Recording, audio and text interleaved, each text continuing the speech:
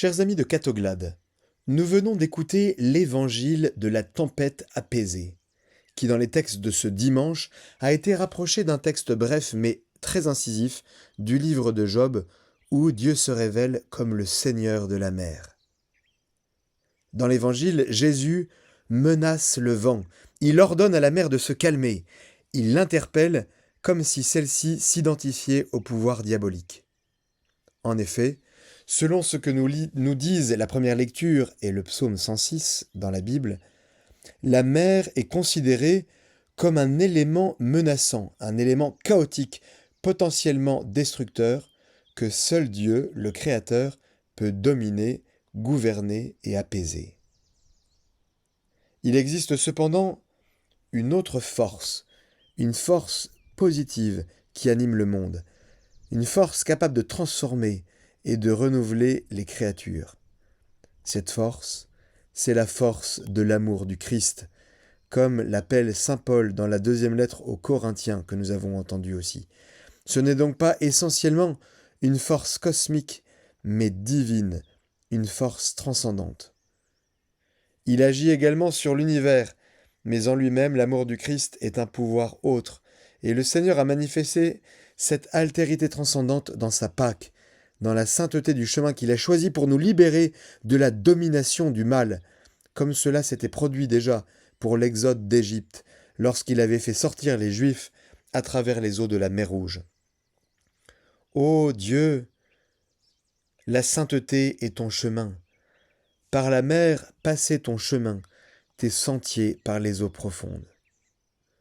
Dans le mystère pascal, Jésus est passé à travers l'abîme de la mort, car Dieu a voulu ainsi renouveler l'univers à travers la mort et la résurrection de son Fils mort pour tous, pour que tous puissent vivre, pour que celui qui est mort ait ressuscité pour eux, et ne pas vivre uniquement pour eux-mêmes.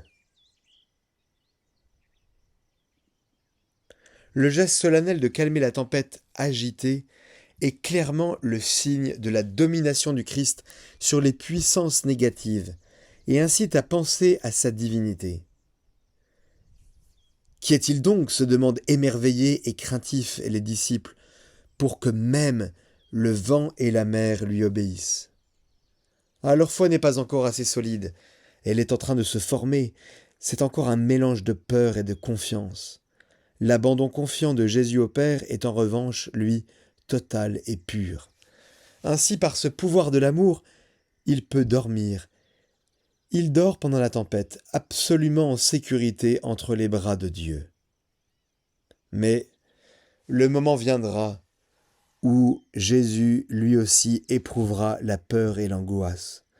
Lorsque son heure viendra, il sentira sur lui le poids des péchés de l'humanité, comme une marée montante qui va s'abattre sur lui. Il s'agira alors d'une tempête terrible, non pas d'une tempête universelle, mais spirituelle. Ce sera le dernier assaut extrême du mal contre le Fils de Dieu.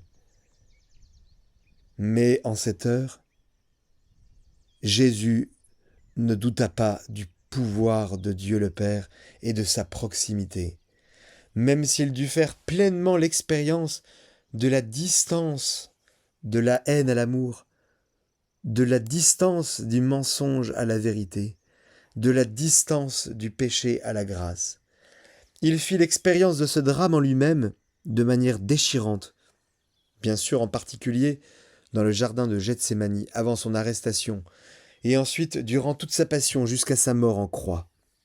En cette heure, Jésus fut d'une part entièrement un avec le Père, pleinement abandonné à lui, mais de l'autre, il fut en même temps totalement et entièrement solidaire avec les pécheurs, il fut séparé et il se sentit comme abandonné par lui. Alors nous pouvons bien méditer avec fruit l'enseignement des papes.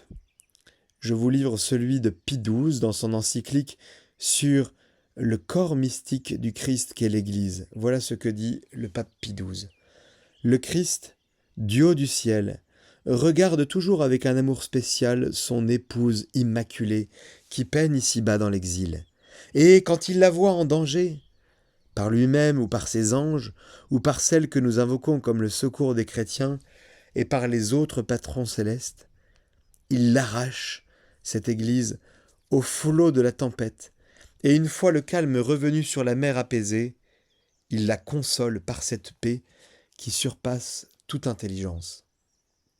Alors oui, comme le dit le saint pape Jean-Paul II, même si parfois, comme dans cet épisode évangélique de la tempête apaisée, on a l'impression que le Christ dort et qu'il abandonne sa barque à la fureur des vagues, il est demandé à l'Église de cultiver la certitude que le Seigneur, par le don de son esprit, est toujours présent, qu'il agit toujours en elle et dans l'histoire de l'humanité, qu'il prolonge sa mission dans le temps, faisant de l'Église un fleuve de vie nouvelle qui se répand dans la vie de l'humanité comme un signe d'espérance pour tous.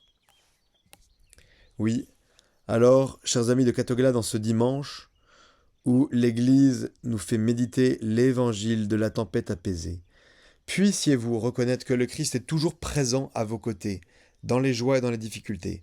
N'ayez pas peur de mettre votre vie entre ses mains, de placer en lui votre confiance et de vivre ainsi dans la paix.